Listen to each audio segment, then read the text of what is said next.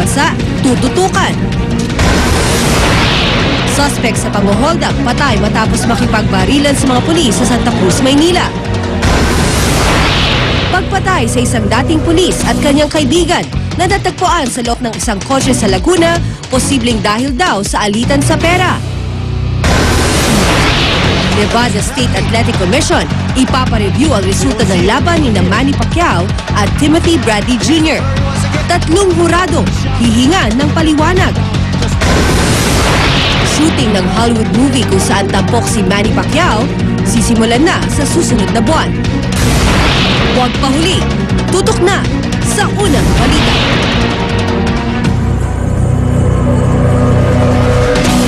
Nakatutok ang GMA News and Public Affairs sa mga pagbabalik eskwela ng mga estudyante sa kolehiyo ngayong araw. Nasa St. Joseph's College sa Quezon City si Rhea Santos. Si Ivan Mayrina naman nakaantabay sa San Sebastian College sa Maynila. Sa University Bell sa Mendiola nagbabantay naman si Love Anuver. Ihahatid naman sa atin ni Alan Domingo ng GMA Cebu ang latest mula naman sa University of San Jose Recoleto sa Cebu City. Plano, magsiguro, makibalita. I am ready. Alerto sa tagulan ng GMA News. Patuloy naman binabantayan lagay ng panahon gayon din ang isang bagyo na posibleng pumasok po sa Philippine Area of Responsibility bukas. Ayon sa Weather Central, napanatili ng bagyo sa Western Pacific ang lakas nito bilang isang ganap na tropical storm. Gutchol, ang international name ng bagyong yan na posibleng pumasok sa ating bansa bukas ng gabi o sa Biyernes ng umaga. Napapangalanan naman na Butchoy. Tinatayang dadaan umano ito sa silangang bahagi ng Visayas at Luzon. Samantala, ayon naman sa Pag-asa, patuloy pang magiging maulan ang panahon sa Mindanao dulot ng isang shallow low pressure area. Huling namataan 210 km sa silangan ng Hilagang Mindanao. Magiging maulap at maulan din po ngayong araw sa Luzon, kasama po ang Metro Manila, dahil naman sa umiiral na southwest monsoon o ito po yung hanging habagat. Sa mga kababayan naman natin sa Visayas, ganito rin po ang maranasan ninyong panahon. Maulap pa rin at may pag-ulan.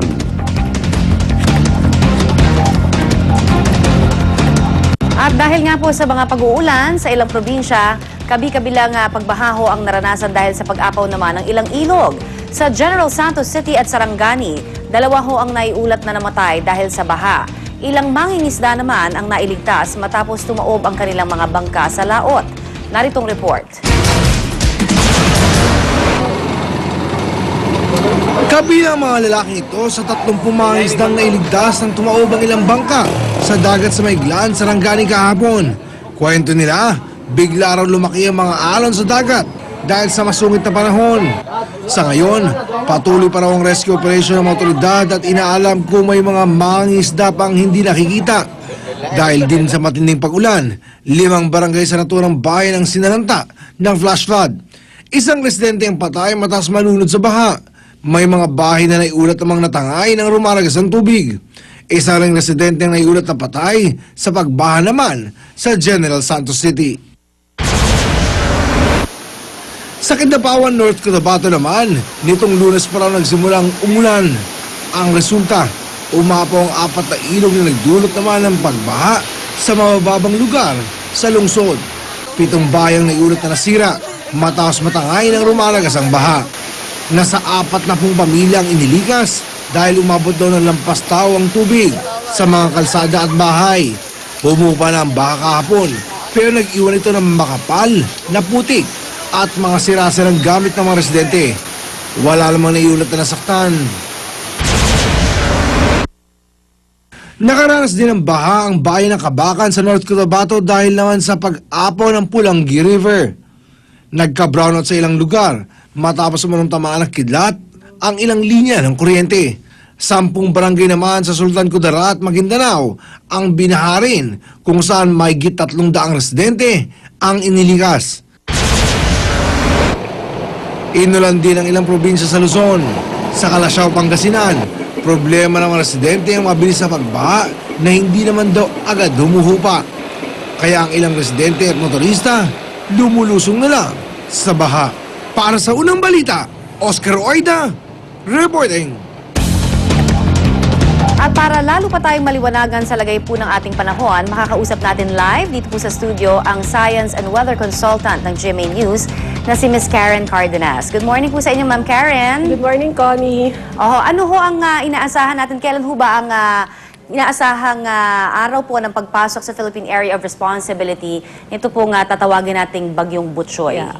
Ang forecast ay bukas ng hapon siguro o gabi, papasok sa Philippine Area of Responsibility.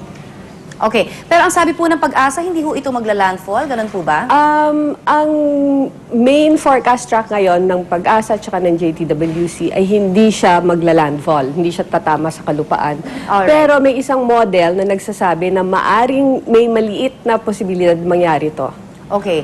Pero kung sakasakali ho ba, itong pagpasok po ni Butchoy sa Philippine Area of Responsibility, magdadala ho ba ito ng malakas na mga hangin o kaya pag-uulan? Actually, hindi. Tinatayang magiging typhoon siya, no? Pero pag malapit na siya sa Pilipinas, sa kalupaan ng Pilipinas, ay magiging tropical storm na uli siya, madadowngrade na siya, at hindi malakas ang hangin na dala nito. Actually, weak storm siya. Ang hangin niya sa ngayon yata, no? Hindi ako nakasisiguro, pero nasa mga 65 kilometers per hour lang. At ang diameter ng kanyang ulan ay nasa 200 kilometers lamang. So, maliit siya. Alright. Pero kung sakasakali, ano ho yung mga lugar na talagang makakaramdam nito pong mga pag-uulan at maulap na kalangitan?